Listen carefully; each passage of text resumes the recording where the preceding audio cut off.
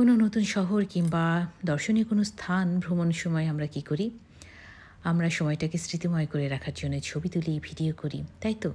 ঠিক এই মুহূর্তে আমরা যেখানে দাঁড়িয়ে আছি সেটাও একটা সাইট সিইং স্পট এবং শ্রীলঙ্কা সারা দেশ জুড়েই তাদের দর্শনীয় স্থানগুলোতে এরকম ভিউ পয়েন্ট করে রেখেছে, যাতে করে পর্যটকরা সহজেই এখানে আসতে পারে এবং সাইট সিইং করতে পারে। এই যে দূরে একটা ড্যাম দেখালো আমার কন্যা, সেটা কৃত্রিমভাবে তৈরি একটা হাইড্রো প্রজেক্ট।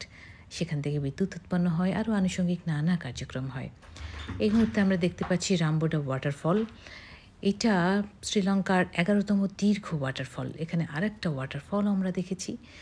এই যে ভীষণ সুন্দর দুটা ওয়াটারফল এখানে আছে এবং আমরা যে জায়গাটায় আছি চারদিকে আসলে নানাবিধ টি এস্টেট আছে, তার মধ্যে ডামরো টি এস্টেট খুবই বিখ্যাত এবং ডামরো ক্যাফে অ্যান্ড রেস্টুরেন্ট আছে হাইওয়ের পাশেই। সেখান থেকেই মূলত সবাই চা সংগ্রহ করে এবং আমিও অনেক চা সংগ্রহ করেছি এখান থেকেই। তো ভীষণ রকম রোদের মধ্যে, প্রখর দুপুরের মধ্যে আমরা ওইখানে উপস্থিত ছিলাম। যেহেতু আমরা নোয়ারা এলিয়াতে যাচ্ছি, পথিমধ্যে এই ভিউ পয়েন্টটা পড়েছে, সুতরাং আমরা নেমে সাইট সিইং করতে শুরু করলাম। তো ভীষণ সুন্দর সব মিলিয়ে আবহাওয়া, প্রকৃতি এত উদার করে দিয়েছে শ্রীলঙ্কাকে, ভীষণ ভালো লাগবে পর্যটক আকর্ষণ করার জন্য তাদের চেষ্টাটা একেবারে চোখে পড়ার মতো।